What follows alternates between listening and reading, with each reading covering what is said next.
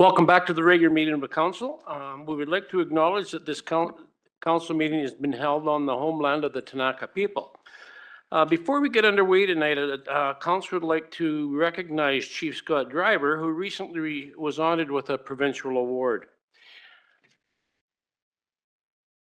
Cedar Cranbrook Fire Chief Scott Driver has been awarded the prestigious Meritorious Achievement Award by the Fire Chiefs Association of British Columbia. Chief Driver received the award back in June at the 94th Annual Fire Chiefs Association of the BC Conference Education Summit in Penticton. On behalf of council, I would like to congratulate Chief Driver on the honor, which recognizes a fire chief who has made a significant contribution to fire prevention, emergency response, and public safety across the province. We're incredibly proud of Chief Driver. This recognition highlights his dedication to public safety and respect he's earned across BC. It's an honor very well deserved, Scott.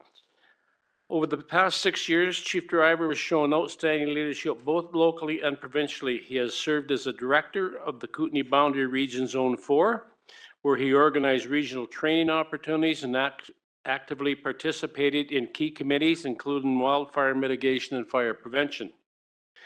His commitment to collaboration and community safety has made a lasting impression across the region and across the province. Scott, congratulations.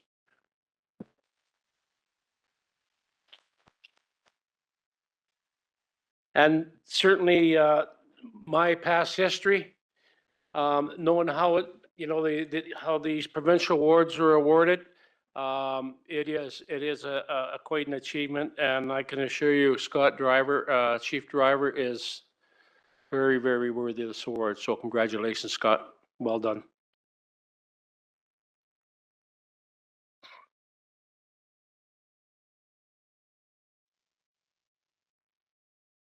Can I get a motion to adopt the agenda of the regular council meeting of Monday, July 14th, 2025? Councillor Stetsy, Councillor Bassett. All in favor? Opposed? That's carried. Can I get a motion to adopt the minutes of the regular council meeting of Monday, June 23rd, 2025? Councillor Popoff, Councillor Graham. Those in favor? Opposed? It's carried. Thank you. We've got one public hearing tonight. The public hearing is being convened pursuant to Section 40 of the Community Charter to consider the following bylaw. 1. 12th Avenue South Road Closure and Disposition Bylaw number 4122/2025. This public hearing has been held in person and electronically, with residents and interested parties being given the opportunity to express their views. This meeting is being broadcast live from the city's website, and there's a link on the homepage that will take you directly to the meeting. At this public hearing, any person who believes that their interests and property is affected by those proposed bylaws will be given an opportunity to be heard. No one will be or should feel discouraged or prevented from making their views known. However, it is important that all who speak at this meeting restrict their remarks to the matter contained within the bylaws, and it's my responsibility as chair of this meeting to ensure that all remarks are so restricted. Members of council may ask you questions following your submission. However, the main function of council members this evening is to listen to the views of the public and not to debate the merits of the proposed bylaws with the individual citizens. Those of you who wish to speak concerning the proposed bylaws should, at the appropriate time, begin by clearly stating your name and address, and then give us the benefit of your views. You will be given 5 minutes for your submission. I will call for submission 3 times for each bylaw. Once the public hearing is closed, members of council cannot take any more further input regarding the proposed bylaws, and will then deal with the bylaws during the regular meeting of council held after the public hearing. The 12th Avenue Road Closure and Disposition Bylaw is requested by John and Jordine Turenberg, and is intended to close and remove the highway dedication status for a 159.8 square meter portion of 12th Avenue South in exchange for $10,000 plus a 10.6 square meter road dedication, legal fees, administration fees, appraisal fees and consolidation to the 11112 13th Street South. I will call on any members of the public who are in the chamber tonight to speak first. If you wish to provide comments, please come up to the podium. Provide your name and address before giving your comments. I now call a first time for submissions. Nobody from the gallery, anybody online or? So Mayor Price, there is no registered callers and there is nobody online. Callers. Thank you. I will now call a second time for submissions. And finally, I'll now call a third and final time for submissions. Hearing no further comments, I now close the public hearing for the proposed 12th Avenue South Road Closure and Disposition Bylaw number 4122, 2025. Thank you very much.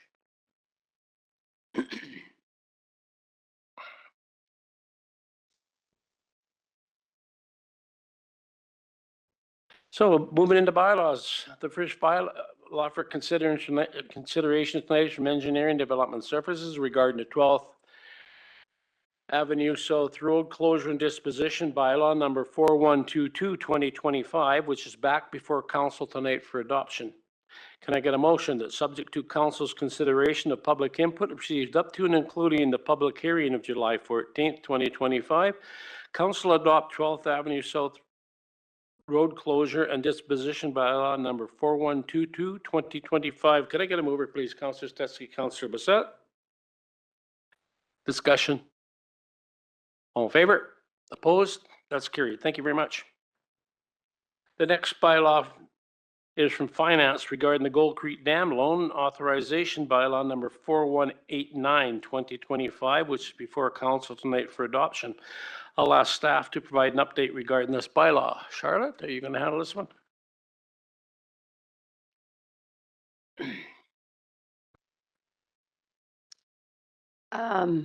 Thank you, Mayor Price, through to council.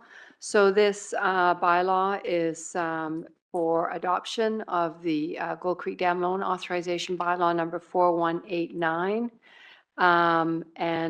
Following the adoption, should council adopt, we will also be requesting that staff be directed to forward the bylaw to the Inspector of Municipalities for approval.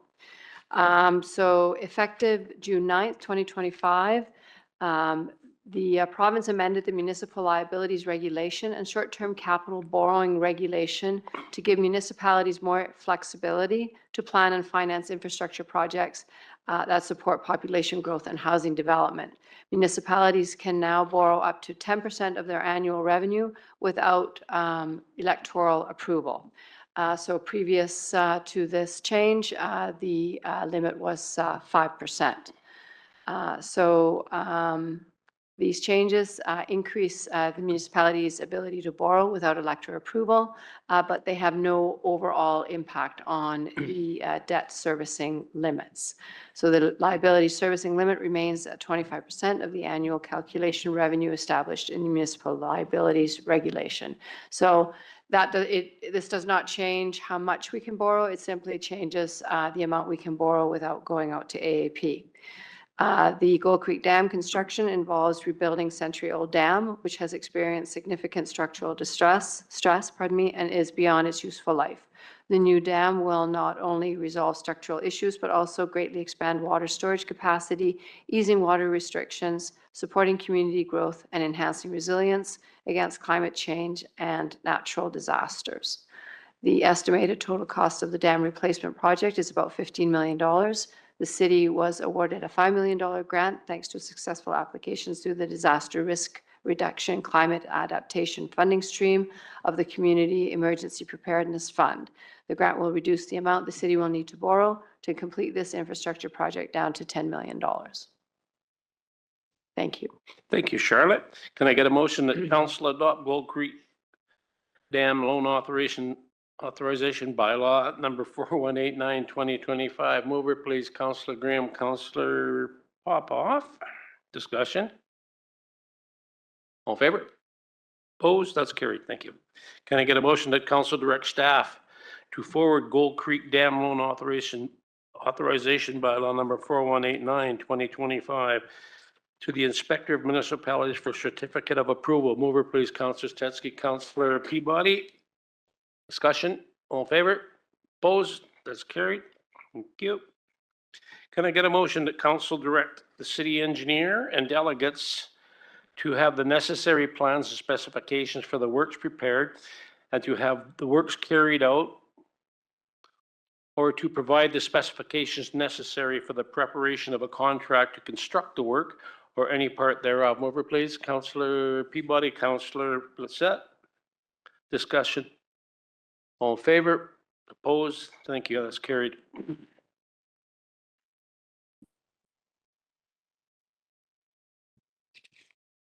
Next bylaw is the official community plan amendment bylaw number 4203, 2025, and zoning amendment bylaw number 4202, 2025, which relate to a property located at 941 Victoria Avenue North. Both bylaws are back before council tonight for adoption.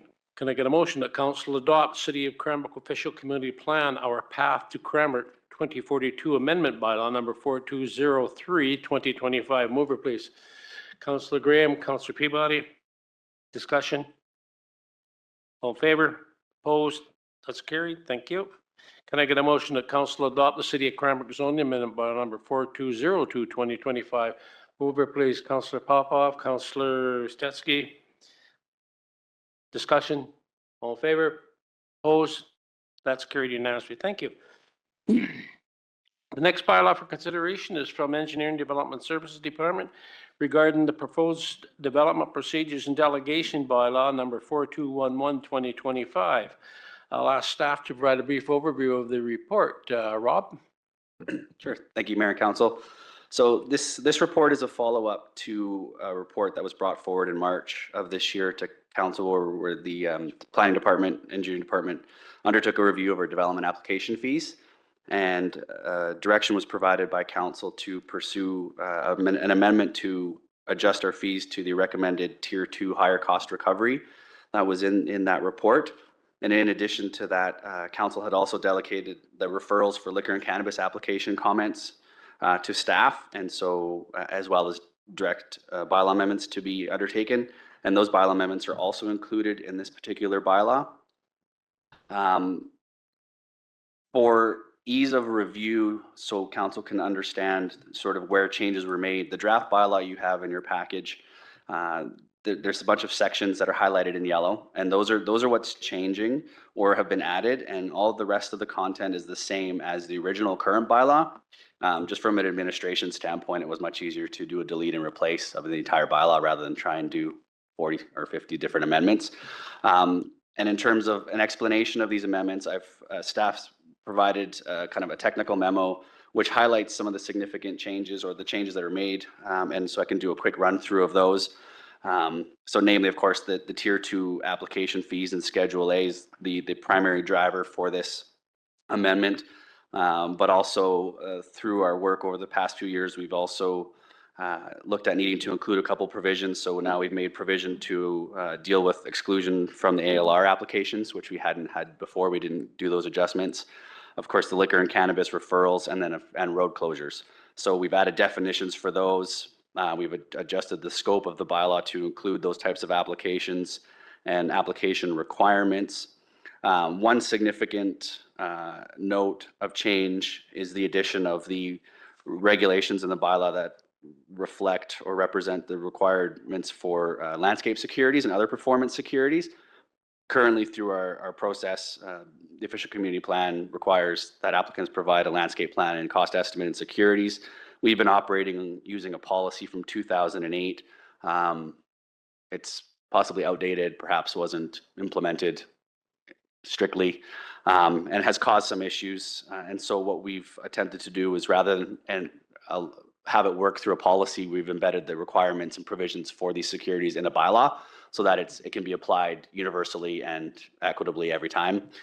Basically just means that a person will provide a landscape security to the city at the time of building permit for landscaping for development, rather than at the development permit stage. And a big change there is over the years, we've seen a lot of applications for development permits come in, and the only thing that we're waiting for to issue and register on title of the development permit is sort of the landscape security. The development permit doesn't actually authorize development, the building permit does. So it makes sense because it goes along with any other securities that are required. They're also collected at building permit. So this will just make it easier for the developers so they don't have to front the money at the development permit stage, and also allow us to get applications off our desk and close and finalize. And then when they're ready to proceed with the development, then they can provide the security. So that was a notable change that I think will help us in terms of processing applications. Another text change that we added to expand our delegated minor variance approvals under the Local Government Act. So currently we have delegated staff approvals for a number of minor variances. Two of them we're proposing to add is to allow for staff to consider variance to the off-street parking and loading spaces for the size of them to be no less than 90%. And then also to allow minor variance consideration for parking lot layouts. And so this is, I guess, a little bit in advance of having the new zoning bylaw created, but it will allow for a bit of flexibility for staff to work with developers to adjust parking requirements and sizes on site. But of course, that will all be dealt with and worked with through the engineer and ensuring that they meet, the TAC manual and stuff like that. But rather than have variances come to council to reduce the size of a parking stall by a foot or something, it allows staff to do that rather than through the variance, the full process. There's a new section regarding the delegation of approvals for liquor, cannabis, and cannabis referral comments. And then in a section for the reconsideration of those comments. It's basically a duplicate of what's there for all our other decisions that are made, but we wanted to make sure that was captured. And then we've added a notification distance for where those applications require notice to be sent out. It is slightly higher than most of our other applications, but it's through experience and discussion with corporate services. Often a lot of these applications occur in places like the highway where 30 meters doesn't actually touch anybody. You hit the middle of the highway. So this allows for a little bit more distance to actually reach other property owners. And then we've just provided wording that there's provisions for notice regarding the ALR exclusions, which have to be in accordance with the Act, and provisions for notice of applications for road closures also to be in accordance with our public notice bylaw. So previous to this, we didn't have these, so we've been kind of working on it ad hoc, let's say with the application, for example, we just dealt with. And then last but not least, there's the repeal of the original 3873, and then the complete redo of the Schedule A fees, which represents the Tier 2 higher cost recovery. I think that's it. Could you repeat that? No, I'm kidding. I probably could. Thanks, Rob. Okay. Can I get a motion that council give first reading to the City of Cranbrook Development Procedures and Delegation Bylaw number 4211, 2025. Councillor Stetsky, Councillor Bassett. Discussion? Councillor Popov. Yes, thank you, Mayor. Rob, on page 30 of, looks like 37, we're talking about the city's current fee for OCP and or zoning amendments range and the need for requiring ads in local papers, direct mailing, and using our media channels. By law, is it required that we do all three? So through the mayor to Councillor Popoff, the legislation still does have provision for notice, publication of notices in the newspaper, unless you have a notice bylaw, which we do. But of course, through practice and just over years of experience, we also if we were to rely solely on digital media requirements for public of notice, we would see a lot of people who would say that they didn't see the notice. And a lot of people still rely on our local papers, as limited as they are, to receive their news and information. So we're still adhering to the Local Government Act by putting a notice in the paper, but also doing all the other notifications. So we're trying to reach as many people as possible with that provision. Good, thank you. So it's not a requirement, but you think it makes more sense to do it that way. Can we in turn, and the cost to do all this, plus all the other work on this issue, it exceeds what we're charging, even with this update? I suspect overall types of applications that we get, it would be a balance. It's some are a lot easier and take less work, for example, for basic zoning amendments or less work from a staff perspective, but then there's lots more complicated applications that require a lot more work, meetings that take up a lot more time. So this is kind of trying to strike a balance that's in keeping with current practices, best practices for fees. So I guess my question is the cost that we're eating, more likely. There might be some situations where, yes, there might be something really sensitive in the community and you want to get that broader sharing. And that would be your judgment call. I guess that's what I'm suggesting. If it's something that's not going to get any real attention to it, and that you'd be the call on that, just do the least expensive one and get it through, to go forward with the process. But for those that need that bigger attention, yeah, then go full speed. But maybe we can save some dollars that way. Thank you. Councillor Graham, do you have a question? Yeah, but just similar to Councillor Popoff's thing, just around the advertising requirements. Like I think the subscribership is quite low on some of maybe the newsprint. It might not be going to the right people. So I just look at, again, ways to keep costs down for the developer and for the city. It might be something worth looking at because I know those ads aren't the cheapest. Correct. So yeah, basically, when we take into account the amount of staff time for processing applications and doing a notice, on average, an ad in the paper runs between $500 and $1,000. So even at the $3,000 range, even if we didn't run an ad, we still often have mail outs and all those types of things, and the staff time, simply the staff time. But advertising has consistently increased in cost, which was something that we've been eating for many, many years based on our current application fees. So yeah, and we can certainly look at that. And if as legislation changes, or we see that, for example, if the newspapers cease to exist at some point, then we could relook at that as that changes, because the media landscape is changing. But right now, we still, anecdotally, we're very aware that a lot of people still do use print media for a big chunk of their information. So this helps offset those costs, so it's not being borne by general taxpayers. Thank you, Rob. Councillor Teske.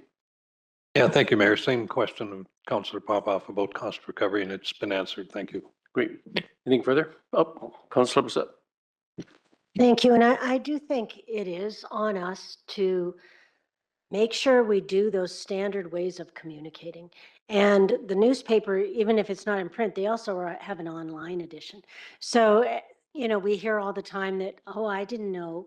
Well, we have to do our bit. And I think it's totally needed to be done, and we should continue on with that. So. Thank you.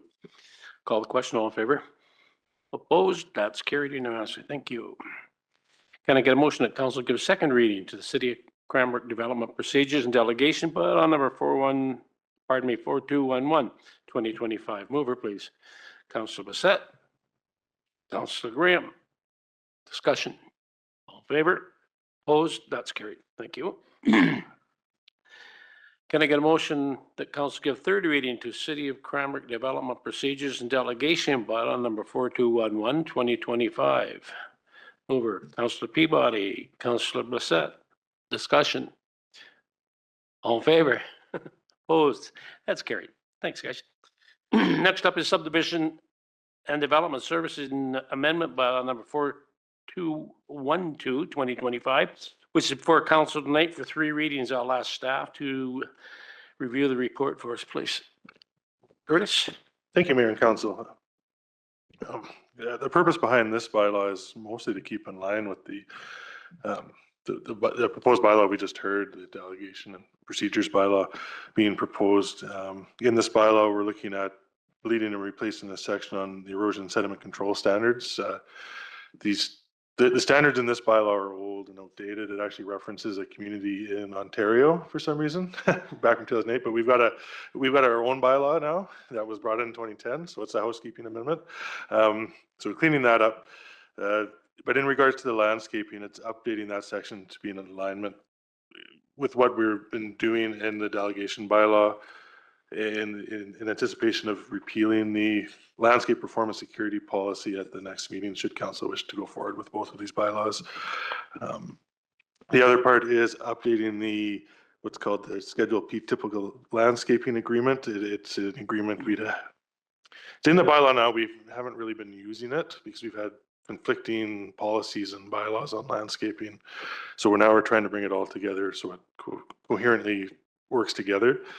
So when a developer provides security now for landscaping, gives us terms on how to hold it and how to use it if we need to, or have them actually do the landscaping and hold them to it, rather than just a policy where we're not sure how we would enforce it other than just hold their money forever. And one other item here is and the last one is, because these are typical agreements, doing in-house, there's a delegation clause in here that to have staff sign off on the agreements rather than having the mayor and CAO sign everyone, just to speed up things for developers. Thanks, Curtis. Can I get a motion that council give first reading to subdivision development servicing amendment bylaw number 4212 2025? Councillor Blissett, Councillor Peabody. Discussion. All in favor? Opposed? That's carried. Thank you. Can I get a motion that council give second reading to subdivision and development servicing amendment bylaw number 4212 2025? Councillor Popoff, Councillor Graham. Discussion. All in favor? Opposed? That's carried. Thank you. And can I get a motion that council give third reading to subdivision and development servicing amendment bylaw number 4212 2025? Mover please, Councillor Stetsky, Councillor Blissett. Discussion. All in favor? That's carried unanimously as well. Next bylaw is the municipal ticketing information system amendment bylaw number 4213 2025, which is before council tonight for three readings. Can I ask staff to review the report, please?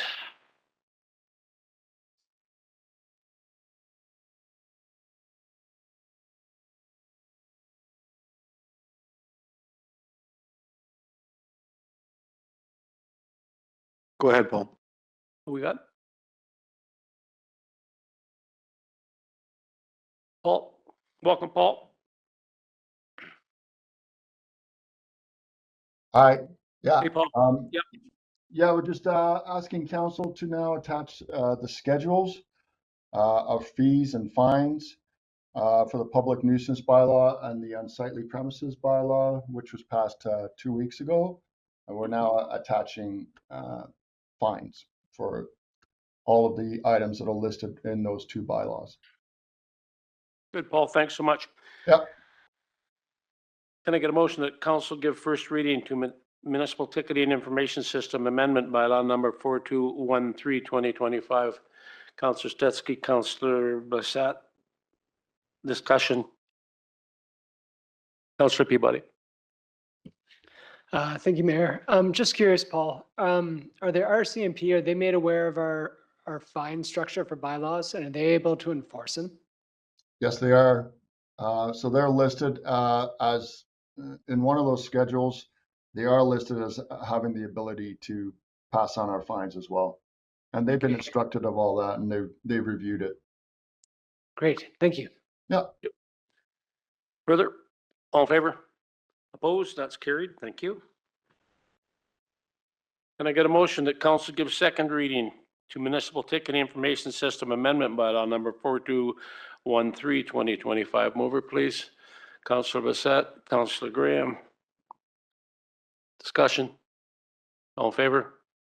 Opposed? That's carried unanimously. Thank you. Can I get a motion that council give third reading to municipal ticketing information system amendment bylaw number 4213 2025? Councillor Popoff, Councillor Blissett. Discussion. Councillor Stetsky. Thank you, Mayor. Just wanted to say, I think this is a really important step forward, a good step forward for the city. I would agree. Thank you. All in favor? Opposed? That's carried. Excuse me.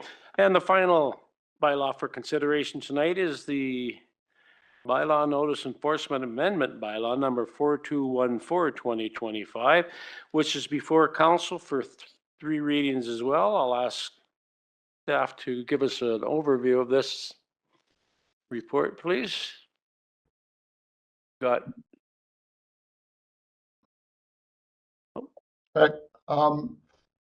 Yeah, Your Worship, this is just the other ticketing system that bylaw department has.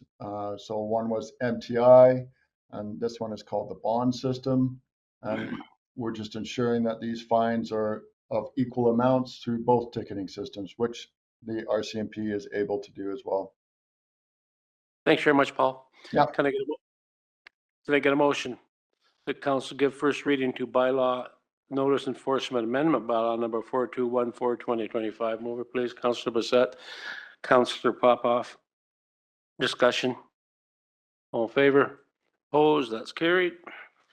Can I get a motion that council give second reading to bylaw notice enforcement amendment bylaw number 4214/2025? Mover, Councillor Bassett, Councillor Graham. Discussion. All in favor? Opposed? That's carried unanimously. Thank you. And finally, can I get a motion that council give third reading to bylaw notice enforcement amendment bylaw number 4214/2025? Mover, please. Councillor Graham, Councillor Detsky, sorry. Discussion.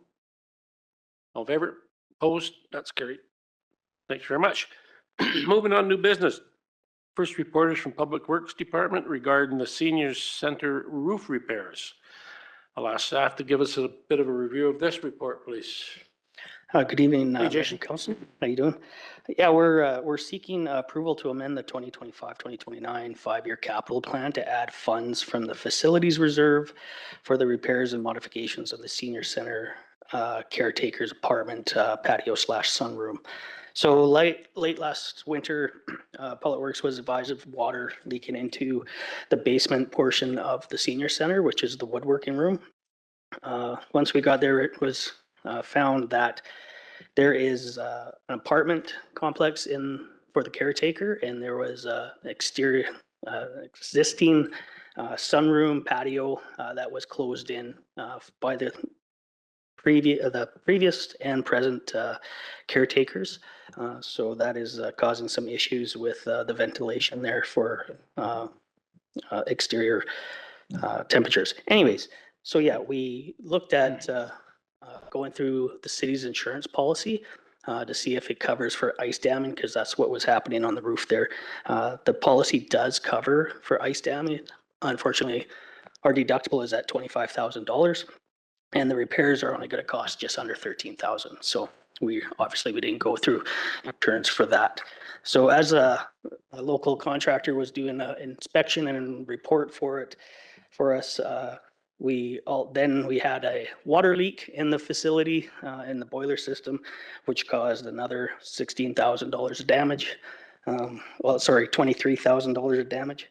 And then we also looked at reverting the sunroom patio back into the original design of an exterior instead of interior.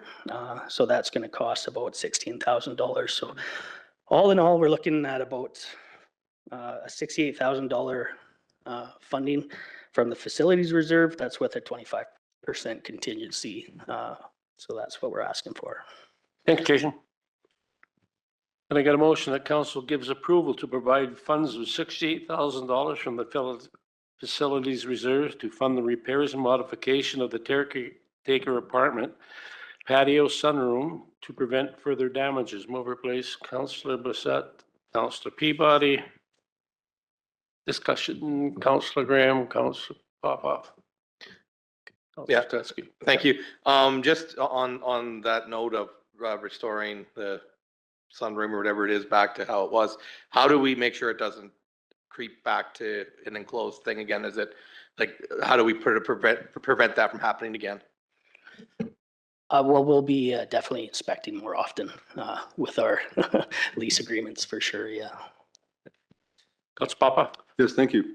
Jason, as I was reading through this, I was contemplating about, we have a contractual relationship with the curling rink management that lease the curling rink, and they have some relationship or responsibilities for certain capital and maintenance costs, I believe. So how does so it's the same, the city owns both properties. Are they equal, or does the seniors hall have no responsibility for capital or maintenance costs? And does that seem inequitable to you? Through Mayor Price to Councillor Popoff. What I've reviewed into the lease agreement, the city is required to cover all the envelope and the major mechanical and electrical repairs there. So unlike the curling rink, which there is some sort of, at least some support there, there's nothing. So that might be something we might want to consider. I mean, good for the seniors hall, but I mean, they need to get some skin in the game, I think, and I think they're charging $10 a year membership, so you might want to look at that. Thank you. Okay, thanks. The wrath of the seniors are going to be on me now. Councillor Stetsky. Just an observation, of course, council's always concerned about reserves and how much is still in it. And happy to see that there's still about $1.5 million sitting in this reserve after this money comes out. So pretty healthy in that sense. Further, Councillor Peabody. Thank you, Mayor. Jason, so if this funding is approved, I'm assuming this job will go out for tender to be Yes. bid on? Yes, Yeah. it will. Great, thank you. Further? All in favor? Opposed? That's carried unanimously. Thank you. Thanks, Jason. Next up is a report from engineering regarding a development variance permit for 4301 Ecclefield Road. Staff are going to give us a bit of an overview of this as well. We've got Connor. Thank you, Mayor and Council. Yeah, so this development variance permit applies to 4301 Ecclefield Road. So the applicant is looking to build an accessory structure for the staging and assembly of components that are involved with their day-to-day operations. They build a variety of different air compressor systems, and so this facility would be essentially just a covered operation with a steel structure building on site for assembly. So the variance would reduce the amount of off-site upgrades required to be undertaken in accordance with the subdivision development servicing bylaw. So specifically, this would be a variance to change the service level associated with the property from service level 1 to service level 2. So what this would the new requirements would be waiving the sidewalk, curb, and gutter requirements for that area. It would still be in keeping with the asphalt paving on roadways and pathways, but just a reduction in the amount of servicing.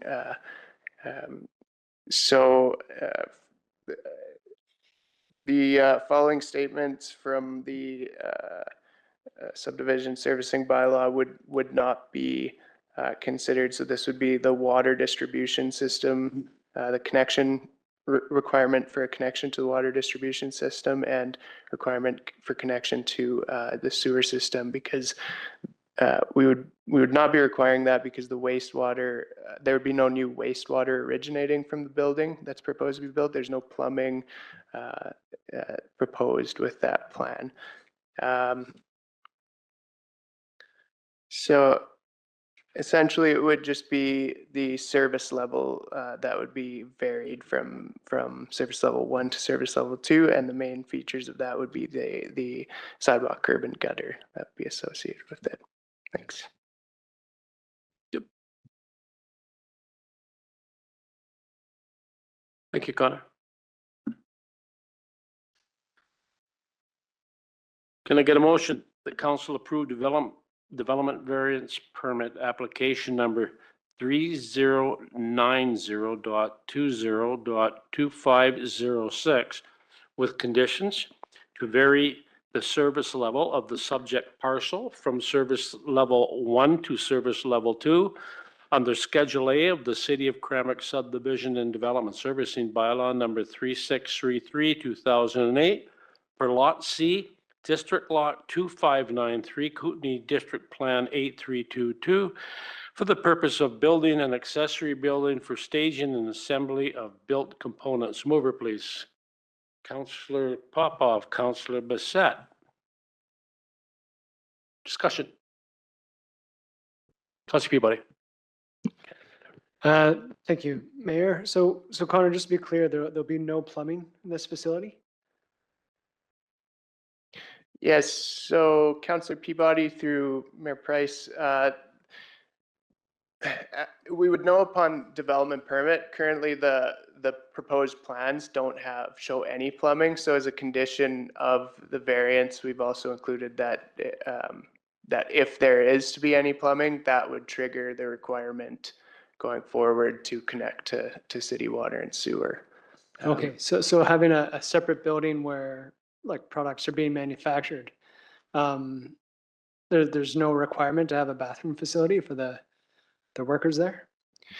Not to my knowledge, no, not at building permits, the building officers would know a little bit more on the building code with that, but I don't believe for a steel structured building that there's any requirement to have washroom facilities. Okay, and then, I guess too, as far as like it wouldn't need a sprinkler system for fire safety or anything. That's a good question too. That would be for building inspectors. So at the building permit stage, we would have to determine whether that would be needed or not. Okay, thank you. Councillor Stetsky. Yeah, just curious, because earlier we went through the first 3 readings of the subdivision development servicing agreement. Was there anything different if this was approved under the new version rather than this one, like 2008?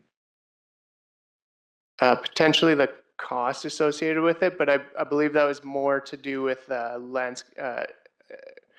landscaping securities, which would be further down the line looking at that. Okay. Just to add to that, through the mayor to Councillor Stetsky, I do not believe the Local Government Act allows the delegation of subdivision servicing bylaw requirements to staff. So that, whereas we have other variances that are delegated, mostly related to the zoning bylaws, this type of variance would not be able to be considered by staff. So it has to be considered by council. So that's another differentiating factor. Okay. Very good. Councillor Graham. Yeah, thank you. I just have one question just for some clarity. What is required on the road or sidewalk or is there like do they need that? Do they not need that? And again, is this a sidewalk and a road patched to nowhere? Councillor Graham through the mayor, under the current service level, without the variance, they'd be required to install curb, gutter, sidewalk and road widening to that level of service. So yes, there would be curb, gutter, sidewalk to nowhere, and we don't know what Echofield Road needs to be upgraded to in the future, given all the other works right now. So it from my perspective, it doesn't really make sense to have that all installed at this point until we know more with Wildstone and our lands across the highway. But under the other service level that we're looking at varying to, it removes the requirement for curb, gutter, sidewalk. So all they would be required to do is pave half the road on many, but no curb, gutter, and sidewalk, and no road widening to Echofield. I would agree with you, Curtis. You know, if you look at the location, everybody's familiar with the location. That's going to come into play several years down the road with what's happening up in Echofield and with the highway realignment and whatnot that's going in there. To put curb and gutter in this, that one stretch, to me makes absolutely no sense, because you may be ripping it out again after the realignment down the road. So yeah, Councillor Popoff. Yes, thank you. So we approve this development variance, and then as it goes through the process with their building and fire staff and everything else, they find out, oops, we need fire sprinklers, we need a washroom building. Do we just then cancel the variance permit? How does that work? Councillor Popoff through the mayor. Both level of services in the subdivision development servicing bylaw require connection to the city's community water system and the community sewer system. They'd only be if there's no plumbing fixtures needed or no new wastewater created with this addition, we wouldn't be requiring them to connect under either level of service. Thank you. Area. First, I guess I heard some uncertainty about the codes require washrooms, do the codes require fire sprinkling? So if we're uncertain about that today, and it does come back that it does require it, do we just cancel the deferral? The variance is really only for the road upgrades. Okay. The variance doesn't affect the requirement to connect, because both levels of service require connection to the city's water and sewer systems if they create. So there may have been some miscommunication or misunderstanding, but good, thanks. Councillor Graham. Yeah, I think the onus is on the developer to know what they're applying for. If they need a washroom in there, they would have said that, and it might be a different world. So that's up to them, not around this table, to hash out whether they need a washroom or a sprinkler. Exactly. Further, all in favor? Opposed? That's carried unanimously. Thank you very much. Thanks, Connor. The final report tonight is another development variant. This is the one for the FW Green Home. I'll ask staff to comment on this one. Rob, have you got this one? Yeah, thank you. So, Mayor and Council, so what we have before you is an application submitted by Interior Health and their agent requesting a variance to our zoning bylaw to reduce the number of required off-street parking spaces for the proposed redevelopment of the FW Green Home, which is currently in the process of working through the building permit stages. Through our ongoing discussions and negotiations with the applicants for the past probably 6 months or so, we've been working with them on all manner of requirements for the city for this proposed development. One of the items that came to light, of course, was parking. Our current zoning bylaw, and it's indicated in the report by the traffic professionals in the parking study, that our bylaw currently requires parking for 1 stall per bed for a hospital type facility, plus the requirements for child daycare and adult daycare. And so, of course, through their parking study review, the qualified professionals had indicated a certain number of parking stalls that would be required for this development based on those 2 methods, largely dealing with staff shift changes, guests and those types of things. And so what they are actually requesting at the end of the day is to reduce the total number of parking stalls that are required by our zoning bylaw from 165 to a proposed 66 stalls contained on site, but with a provision that there's an additional 44 stalls to be provided on street for peak hours. The unique, I guess, consideration of this variance is that on-street parking would not be considered part of their overall count, so they're not varying it to 110 or whatever.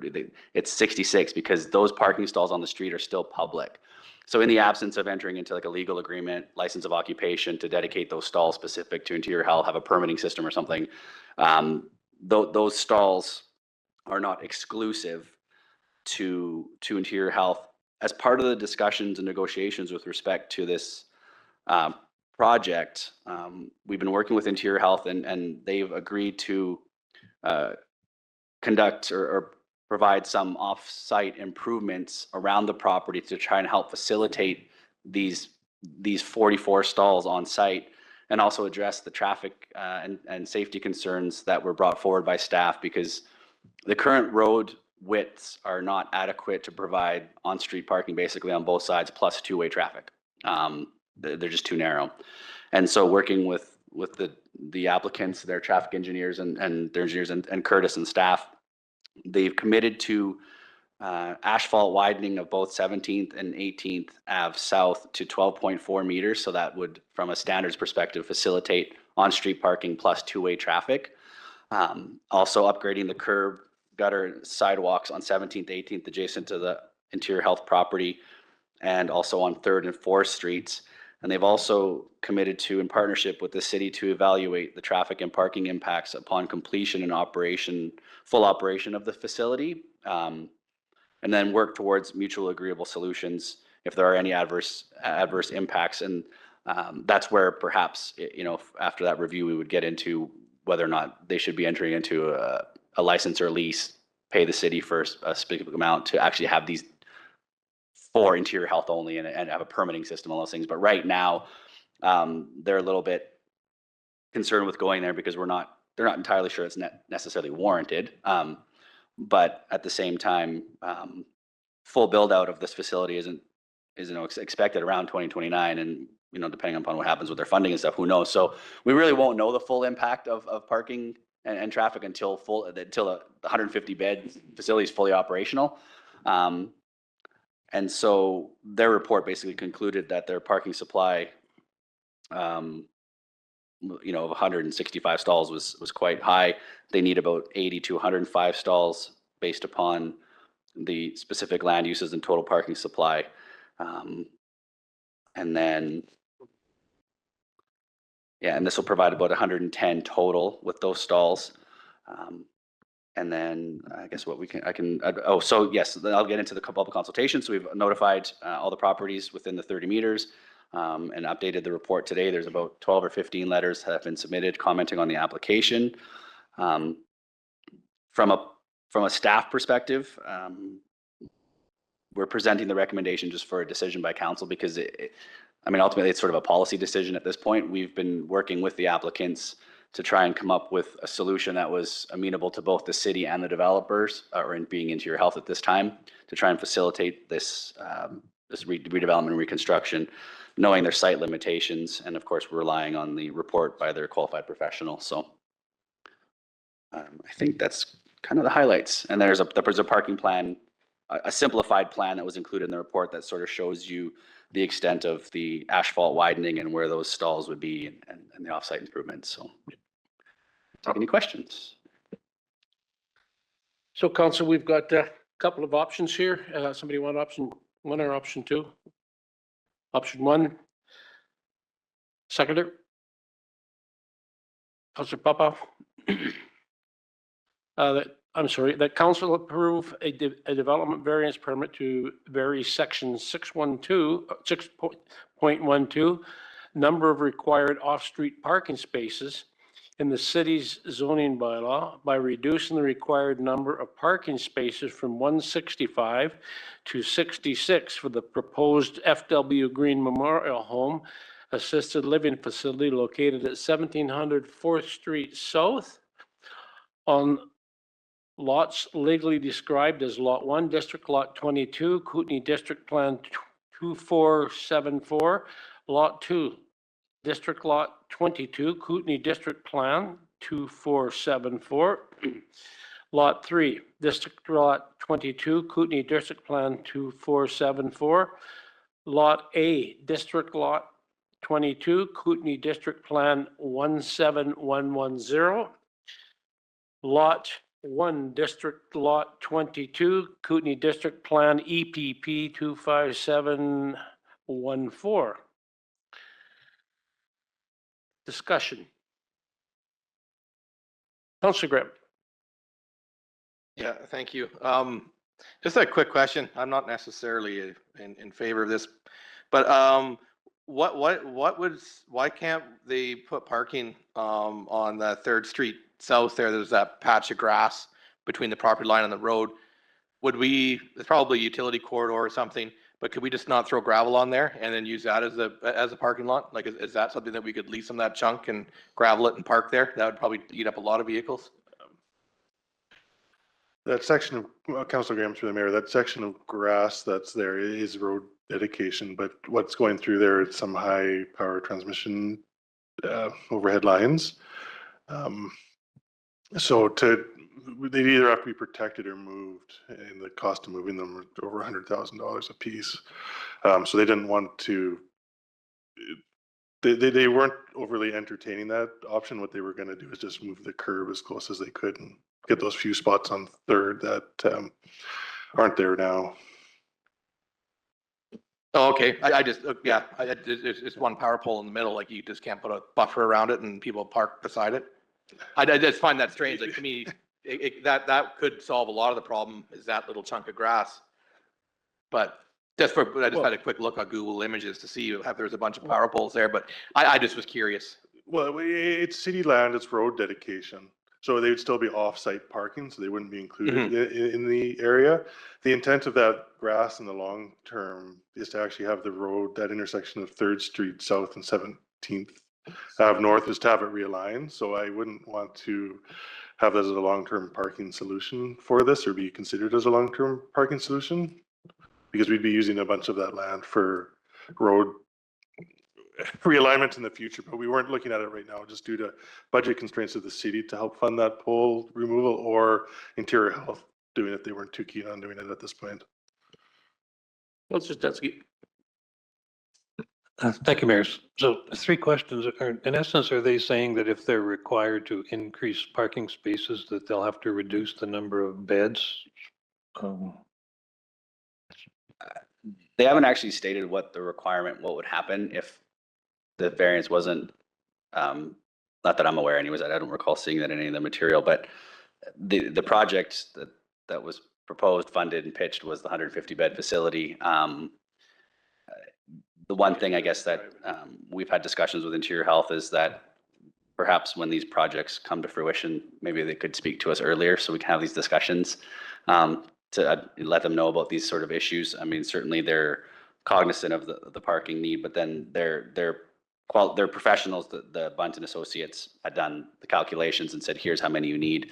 I think simply without building a parkade, you're not going to get 100 stalls on site no matter what you do. And so there's some significant site limitations there.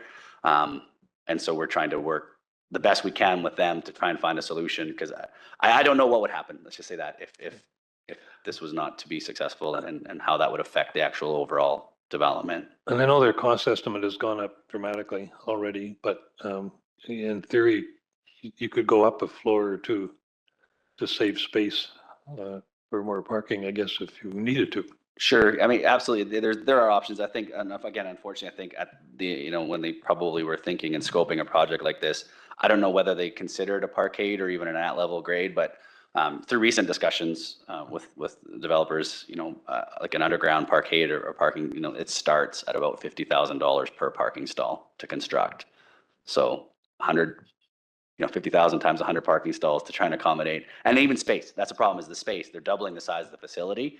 And so there's just not that much land available unless that you did that, whether it went underground or multi-story. And I don't know why they wouldn't have considered that, because we weren't part of those discussions at the inception of this project. So the other thing that troubled me a bit is I could only see 5 staff parking stalls in that entire complex. How do you manage 150 patients with 5 staff? Right. So basically what the report acknowledges is that those are probably 5 dedicated on site for staff, but again, they would be using all the other parking that's available, including the ones that are on the street, to facilitate all those. Okay.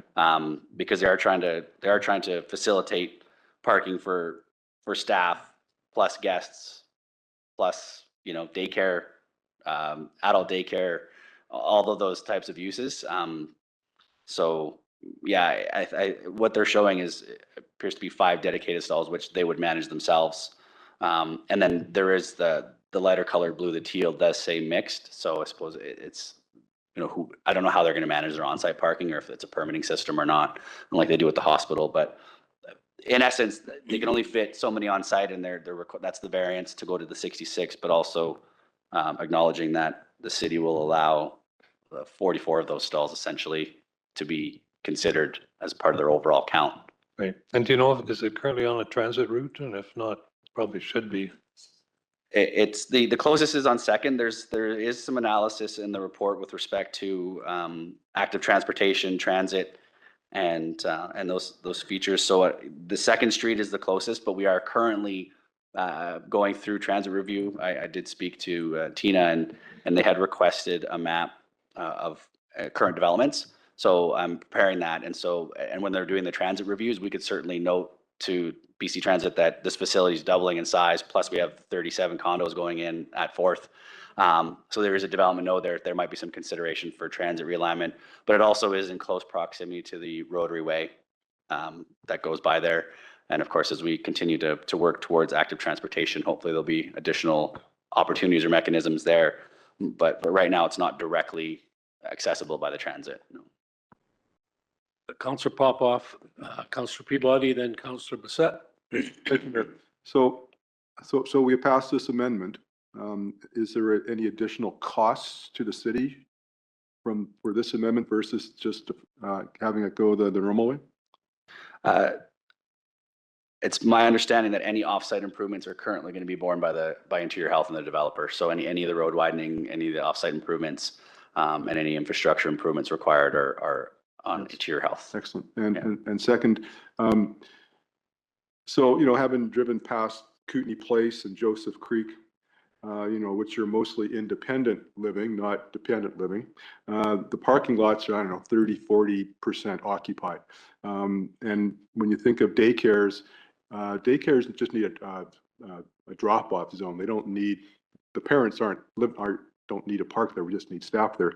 So I think given that this is mostly dependent living, I think this is a more realistic assessment of the real parking needs there. And with the on-site or on-street parking, that'll amend some of that. So I'm in favor of it. Thank you, Councillor Peabody.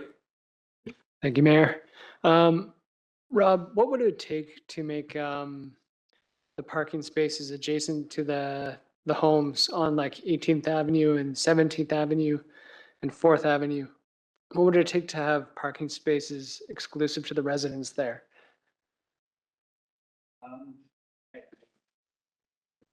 Council Peabody, we would have to look at some sort of permitting system, I think. I'm not sure. Do we do that currently in some places? Yeah, so we'd have to look at a permitting system for both, and I guess in an ideal way, you have a permit system for both residents, but also in this case, we need your help. So that's why the recommendations or offers that they put is that they would do a full review upon opening full operation of the facility, because that might be one of the solutions. Yeah. The ones adjacent to the properties, you would enter into a permitting system or something to that effect. But basically, that's what would be required. Okay, because I think that'll be important because one, those homeowners, that they're going to expect to be able to keep parking in front of their home as opposed to have to park half a block away.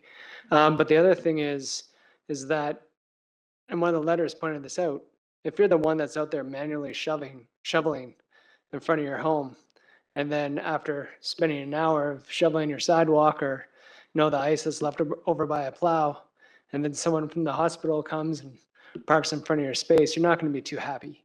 And I think it's just going to create a lot of complaints down the road.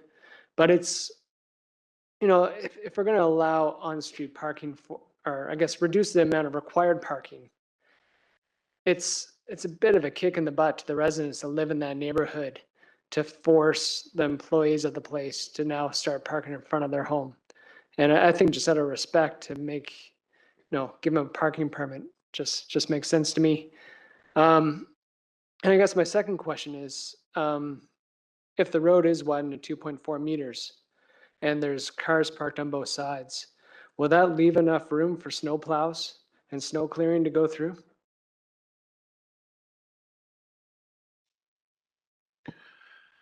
Councillor Peabody through the mayor, the proposed width of the road is based on 2 travel lanes and 2 parking lanes.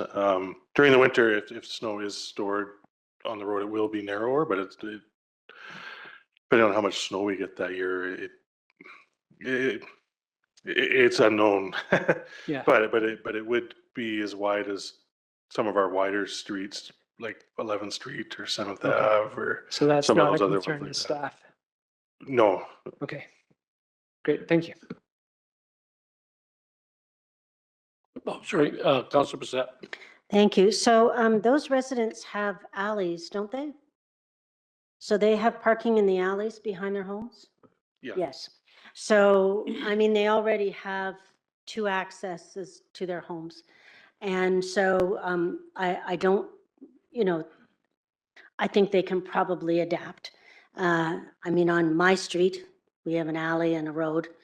And sometimes you park in the alley because somebody's taking your spot in front because I don't own it. And a lot of residents have to be reminded of that. But I think, yes, it's not going to be, there'll be a transition and adjustment, but I do think it's really important. This is a very important facility for the citizens of Cranbrook because the effort is being made to increase the number of beds here in our community.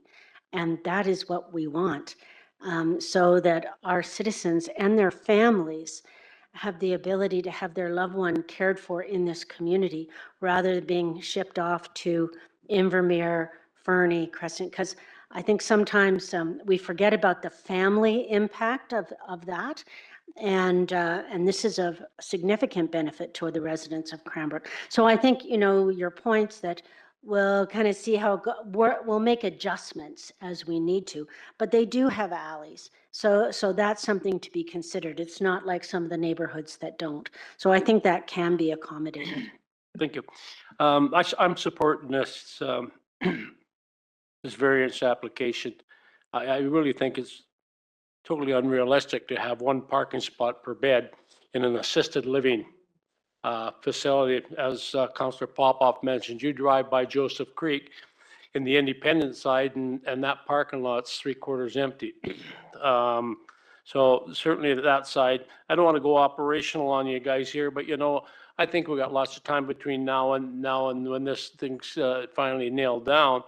That facility is going to almost encompass the entire block. And we've got sidewalk on both sides of the street all the way around. You eliminate the sidewalk on this, immediately adjacent to that facility. There's almost a parking spot there, put your curb and gutter there. I mean, all of our new subdivisions only have sidewalk on one side. All of our upgrades now, when we're upgrading the neighborhood, we're eliminating one of the sidewalks. So, I mean, could add a little bit width there as well. And that's just a thought. I want to go operational, but my point is, I think it's really unrealistic to have the number of parking spots, and I'm pretty sure between now and then, we'll find a solution. Yeah. Further, call the question. All in favor? Opposed? That's carried unanimously. Thank you. Oh, Mike, you opposed? Mike, yeah, Councillor Peabody's opposed.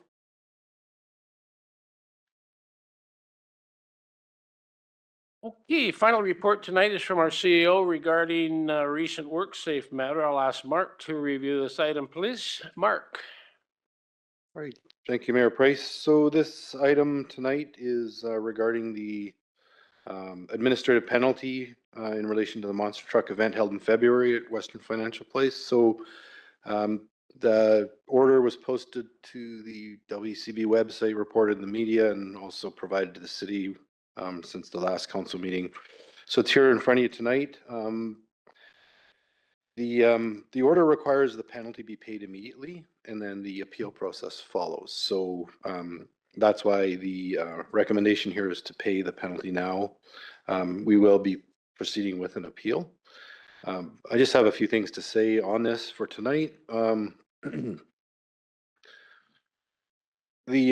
The order received by WCB was closed, meaning no further action was required by the employer regarding that event. Of course, the city is going to learn from this moving forward for future events, and that, I want to make it clear that the city does take staff and public safety seriously, and we are working with WCB on this, including through the appeal process.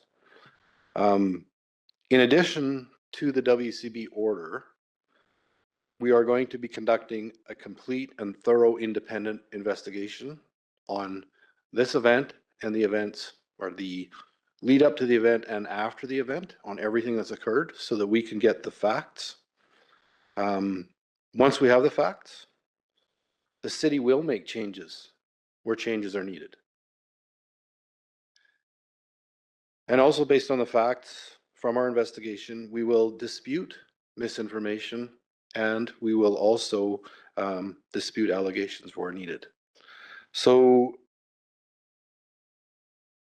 in that light,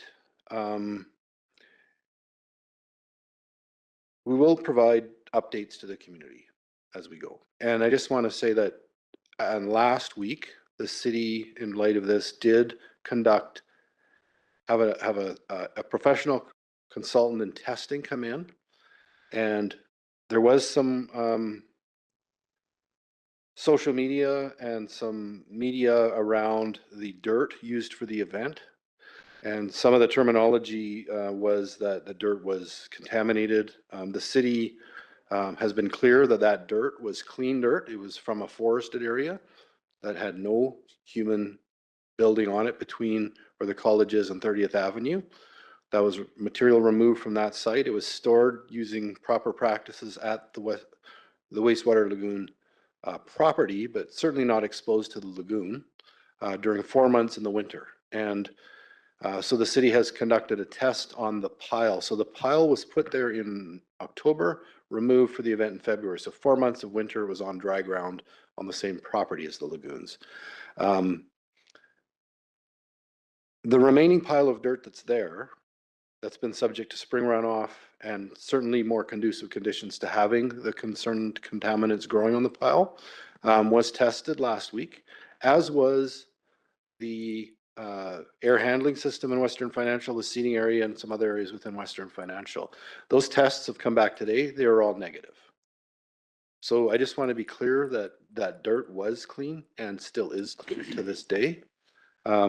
That's according to the test results. That all of the rest of the report from WCB and the media did not include any facts or testing. The WCB order was simply that we should have tested it prior to the event, and that's what we will be doing in the future. So I just want to make that clear, and we will be releasing a media statement tonight on this just to make sure the facts are out there in clear form.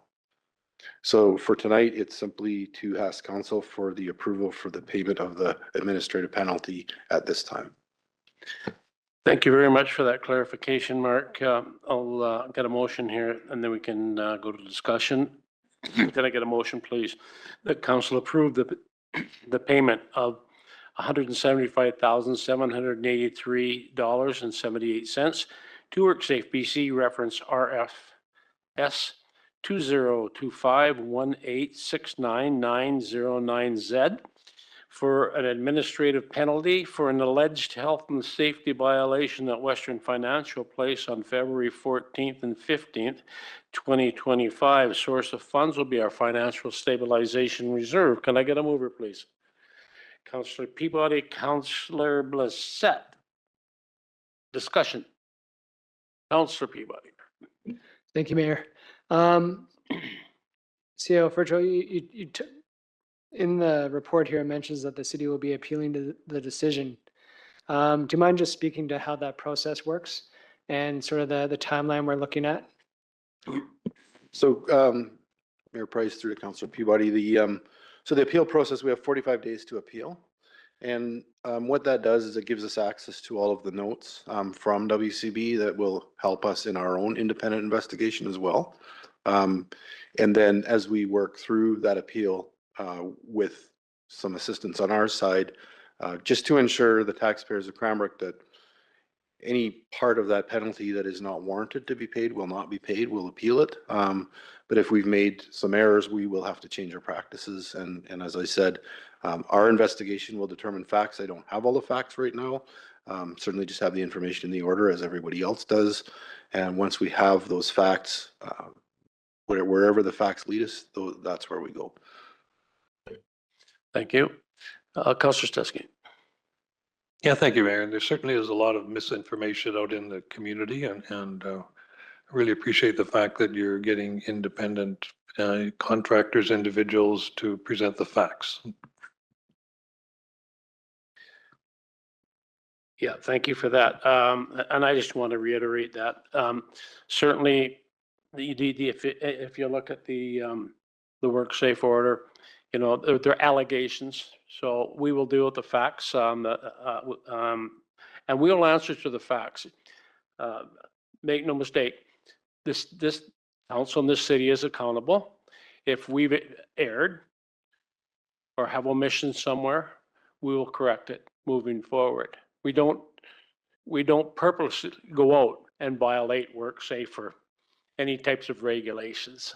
So to be clear, we will be responsible moving forward, and I think the only way to properly deal with this is again to investigate it and deal with facts going forward. And we will again keep the committee advised of the facts going forward through our recognized media sources.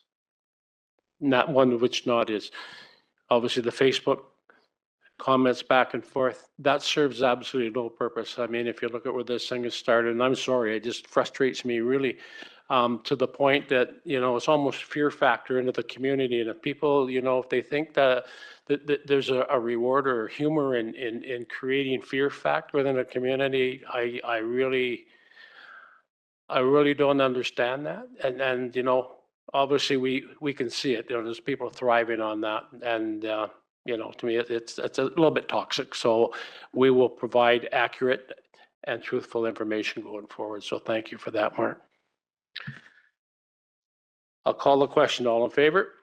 Opposed? That's carried unanimously. Thanks very much, Mark. That brings us to Mayor and Councillor reports. Let's start with Councillor Graham tonight. Yeah, thank you. Just one quick question. Just curious around, I've been getting some more phone calls around the dual bike lanes on 14th in front of the Kinsman, and just the impacts it's having on the business that's kind of on the corner there because there's no parking. And I know last fall we talked about that there would be some changes. I noticed the lines painted with absolutely zero changes. So I'm just wondering if there is anything that we can work with people on that. I don't expect an answer tonight, but it's been raised again, especially in that section where it literally goes to a dead end. So I don't know why we need dual bike lanes on both sides there. So if there's something we can look into, because I know some of those businesses along there are having trouble with the parking or lack of parking. Councillor Popoff. Yes, thank you, Mr. Mayor. So I was at Canada Day and I was noticing that you were really having fun at Rotary Park, recognizing all of our wonderful students for all of their awards and everything. So good on you and good to all the students that were recognized. Councillor Bissett. Well, thank you. Two things. First of all, I've had an inquiry regarding parking adjacent to crosswalks. So an example is a crosswalk. It's on Summit Drive. It's a neighborhood crosswalk. And people, I think, are allowed to park pretty much right up to the edge of the crosswalk. And it makes it hard to see if anybody's crossing. And so I just wonder if there's some provision for having no parking zones on either side of a designated crossing like that. Councillor Bissett through the mayor. There are standards for before and after a crosswalk. Some of the older crosswalks may not have been painted with the no parking zones, or they may not have been installed when the crosswalk was installed. So if there's specific ones, or concerns about specific ones, we'd be happy to look at that. But it does reduce parking. I believe it's 15 meters before and 5 after, or something like that. So a house pretty much loses their parking in front. Yeah, So I mean, it's enforced, but it is a safety thing. So. sure, it is a safety issue. And I mean, one of the things too that's happened is, of course, vehicles are big now. And that's, say, one of my concerns on 7th Ave is even with the designated zone, with the size of vehicles that are sometimes parked in the permitted areas, it's still really difficult to see. But I'll send you the info. It's on Summit Drive. If you want me to, I can send you the pictures on that. But yeah, some of those, like you say, older crossings, and that's for school kids. No, happy to look at it. Just, yeah, send which crosswalks you Okay. want to look at. Thank you. And then I was also able to attend the library 100th anniversary celebrations that were held a week or so ago. And yeah, it was a lovely celebration of 100 years of promoting literacy and communication and information sharing in Cranbrook.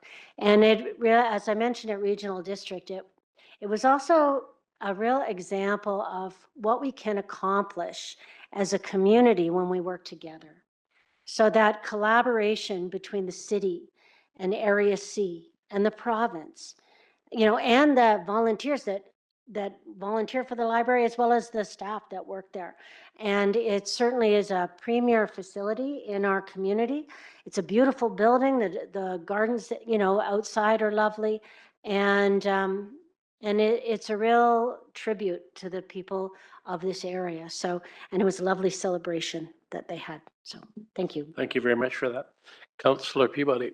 Thank you, Mayor. Yeah, just to on what Councilor Blissett was saying about the sidewalks. We haven't tooted the 311 app very often lately, but I guess if there's a sidewalk that isn't painted, it could also be reported on the 311 app. Okay. Yes. Yeah. Yep. That's it. Councillor Teske. Yeah, thank you, Mayor. And just to add to Councillor Blissett, for those of you in the community that have not been to the library, it is so much more these days than a place to take out books. All kinds of activities going on. I encourage you to go to their website and check out the many, many things you can now do in a library in Cranbrook. Thank you. And I have nothing to report. And with that, can I get a motion to adjourn, please? Councillor Blissett, Councillor Graham, all in favor? Opposed? We are adjourned. Thanks, guys. Good meeting.